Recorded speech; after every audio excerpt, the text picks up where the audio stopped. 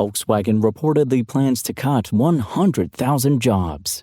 More on that coming up, but first, Samsung just announced it's going to start charging for SmartThings API access, which is the company's smart home automation platform. Most of these changes impact software developers and other commercial partners, but there is a way this could hit regular users in their wallets.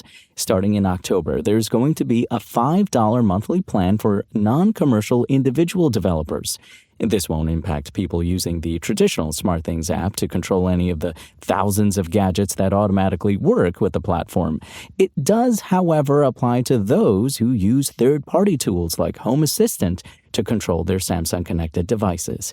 It'll also likely impact those with custom smart home controls, adding yet another monthly subscription fee to the pile. And here's some space news.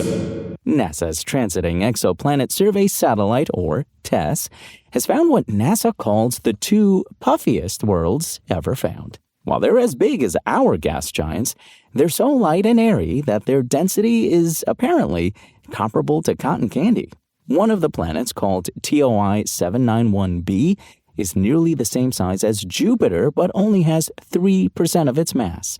Meanwhile, the second planet, called TOI 791c, is even larger than Jupiter, but only has 5.9% of its mass. The planets were discovered by a team led by George Dansfield of Oxford University's Department of Physics, who studied data provided by TESS. Dansfield said, "We're only aware of a handful of super puffy planets, and the fact that these two are in the same star system is even rarer."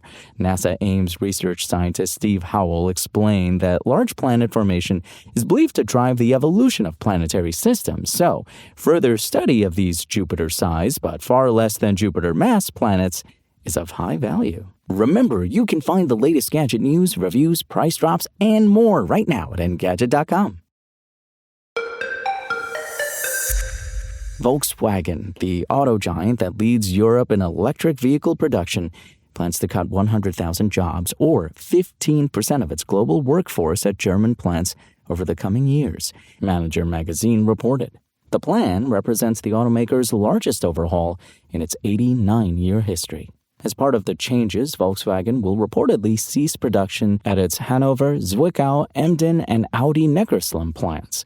Zwickau in Saxony was recently converted to an electric car production site for 6 EV models across the company's VW, Audi, and Cupra brands. That plant has seen multiple production pauses due to what the company has called weak demand for EVs. Volkswagen had previously laid out plans for 50,000 job cuts, citing Trump's tariffs and Chinese car sales at the time. Volkswagen's unions agreed to those layoffs in a deal struck in late 2024, provided that the manufacturer didn't cut jobs further or close additional plants until at least 2030. However, VW has now escalated that significantly despite the agreement. The automaker's unions and representative organizations pledged to fight the reported layoffs and plant closures.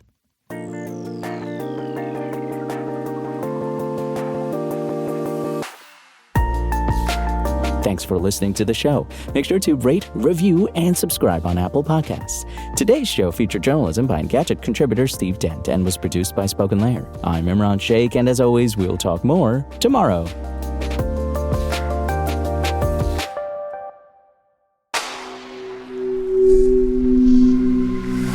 Spoken Layer.